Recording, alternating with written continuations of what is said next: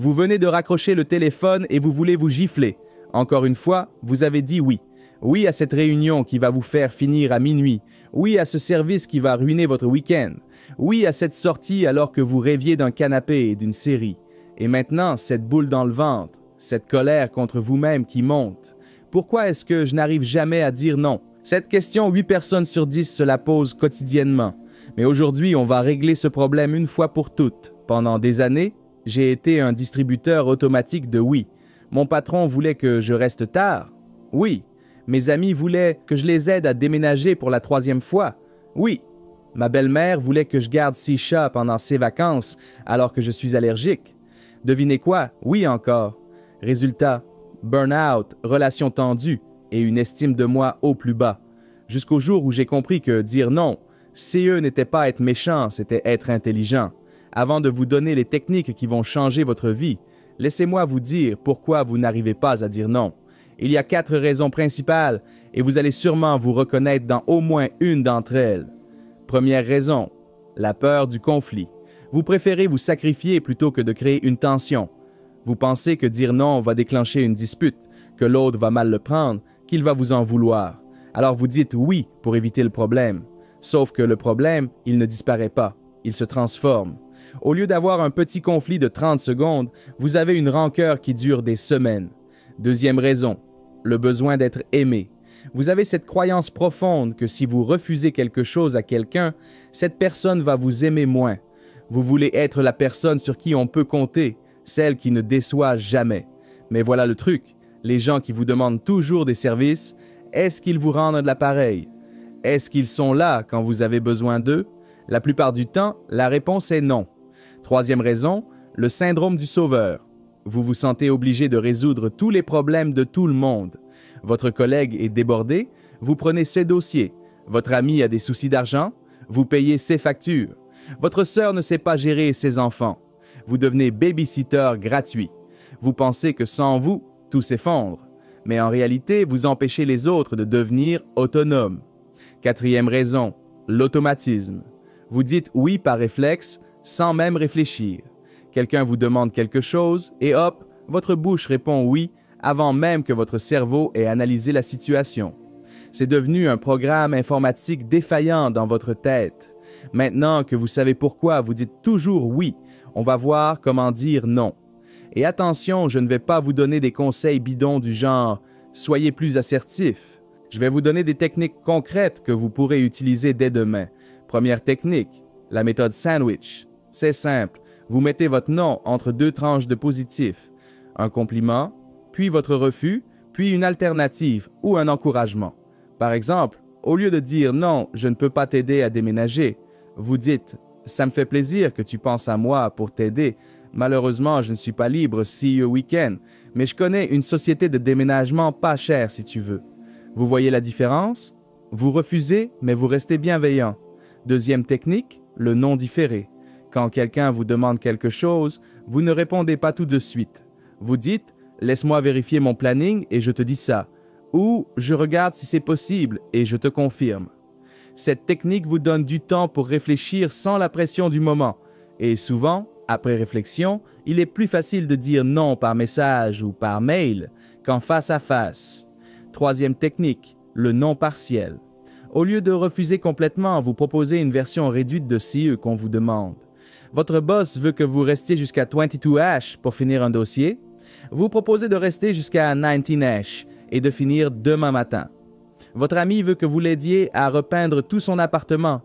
Vous proposez de l'aider juste pour une pièce. C'est un compromis qui montre votre bonne volonté sans vous sacrifier complètement. Quatrième technique, les phrases boucliers. Ce sont des phrases toutes faites que vous pouvez utiliser dans différentes situations. Ce n'est pas dans mes priorités en ce moment. Je ne me sens pas à l'aise avec ça. Je préfère être honnête. Je ne peux pas faire ça correctement dans ces conditions. Ces phrases sont polies, mais fermes. Elles ne laissent pas de place à la négociation. Cinquième technique, la technique du disque rayé. Si la personne insiste après votre refus, vous répétez votre position sans vous justifier davantage. Non, je ne peux vraiment pas. Comme je te l'ai dit, si n'est pas possible pour moi, ma réponse reste la même. Pas d'excuses supplémentaires, pas de justification à rallonge. Vous maintenez votre position calmement, mais fermement. Mais attention, dire non c'est bien, mais il faut aussi gérer CE qui se passe après. Parce que oui, vous allez culpabiliser. C'est normal, c'est même prévisible. Votre cerveau va vous envoyer des pensées du genre « je suis égoïste »,« je vais passer pour quelqu'un de pas sympa », et si la personne ne me demande plus jamais rien. Ces pensées, c'est votre ancien programme mental qui essaie de reprendre le contrôle. Pour gérer cette culpabilité, vous devez vous rappeler une chose fondamentale. Dire non aux autres, c'est dire oui à vous-même. Quand vous refusez cette soirée qui ne vous intéresse pas, vous dites oui à votre repos. Quand vous refusez ce projet supplémentaire au boulot, vous dites oui à votre équilibre. Quand vous refusez de prêter de l'argent à CE proches qui ne vous remboursent jamais, vous dites oui à votre stabilité financière. Il y a aussi un exercice très puissant pour combattre la culpabilité, la technique du meilleur ami. Quand vous culpabilisez d'avoir dit non, demandez-vous si que vous conseilleriez à votre meilleur ami s'il était dans la même situation. Est-ce que vous lui diriez de se sacrifier? Est-ce que vous lui diriez qu'il est égoïste? Bien sûr que non. Vous lui diriez qu'il a bien fait de respecter ce limite. Alors pourquoi ne pas vous donner les mêmes conseils? Maintenant, parlons des objections que vous allez entendre. Parce que oui, les gens vont essayer de vous faire changer d'avis. Allez, fais un effort. Ça ne va pas te tuer. Tu ne peux pas me laisser tomber. Après tout, c'est eux que j'ai fait pour toi. Ces phrases sont des manipulations émotionnelles. Ne tombez pas dans le piège. Quand on vous dit « ça ne va pas te tuer », vous pouvez répondre « non ». Mais ça va me fatiguer et j'ai déjà donné beaucoup CES dernier temps. Quand on vous dit « après tout, c'est eux que j'ai fait pour toi », vous pouvez répondre « et j'en suis reconnaissant, mais ça ne m'oblige pas à dire oui à tout ». N'entrez pas dans la culpabilisation, restez factuel et bienveillant. Il y a aussi les gens qui vont essayer de négocier. Bon, si tu ne peux pas dimanche, que dirais-tu de samedi? Si tu ne peux pas faire tout le projet, tu peux au moins commencer. Ces personnes testent vos limites. Si vous cédez une fois, elles sauront qu'elles peuvent vous faire plier. Restez cohérent avec votre première réponse. Mais le plus important, c'est de comprendre que dire non, ça s'apprend. Au début, vous allez sûrement bafouiller, vous excuser 10 fois, donner 1000 justifications. C'est normal. Comme pour tout apprentissage, il faut de la pratique. Commencez petit, refusez ce dessert au restaurant alors que vous n'avez plus faim. Déclinez cette invitation à une soirée qui ne vous dit rien. Dites non à cette réunion inutile. Chaque petit non va renforcer votre confiance. Vous allez voir que le monde ne s'effondre pas quand vous refusez quelque chose. Les gens vont peut-être être surpris au début, surtout ceux qui profitaient de votre gentillesse, mais ils vont s'habituer. Et vous savez quoi? Ils vont même vous respecter davantage. Parce que voilà une vérité que personne ne vous dit. Les gens respectent ceux qui savent poser leurs limites. Une personne qui dit toujours oui, on finit par la prendre pour acquise. Une personne qui sait dire non, on fait attention à ne pas abuser de sa gentillesse. Je vais vous donner un dernier conseil. Le plus important de tous, arrêtez de vous justifier. Quand vous dites non, vous n'avez pas besoin de donner 15 raisons. Non, je ne peux pas est une phrase complète. Plus vous donnez d'explications, plus vous donnez d'armes à l'autre pour argumenter et vous faire changer d'avis.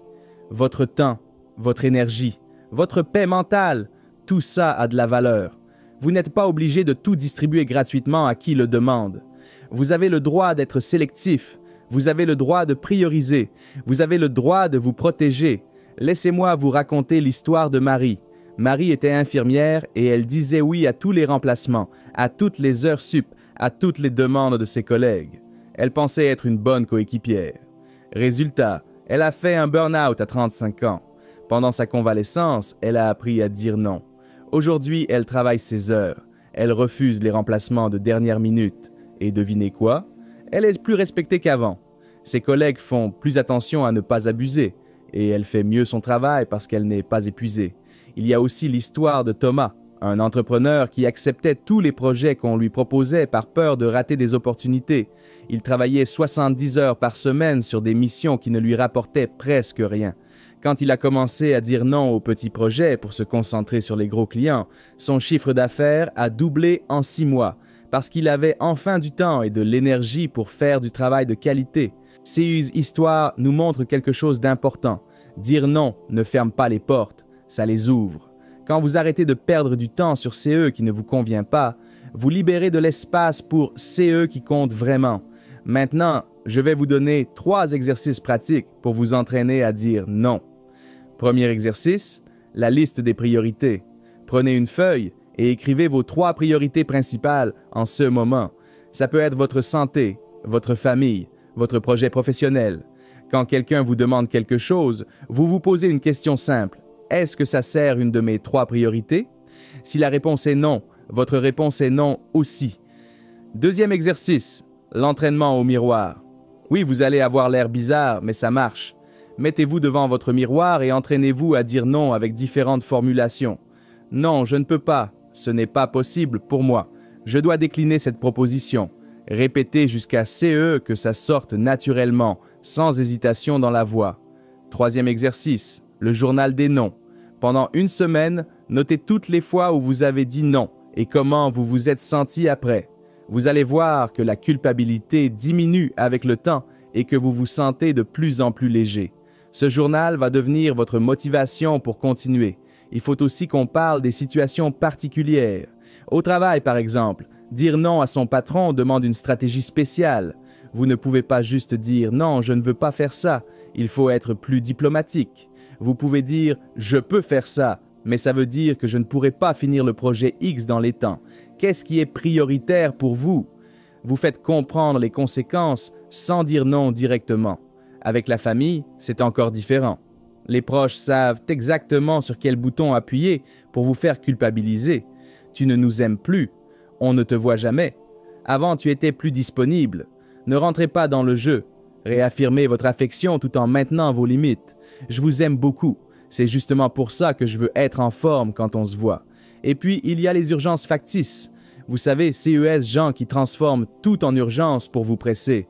Il me faut ça pour demain. C'est super urgent. Je compte sur toi. 9 fois sur 10, CE n'est pas vraiment urgent.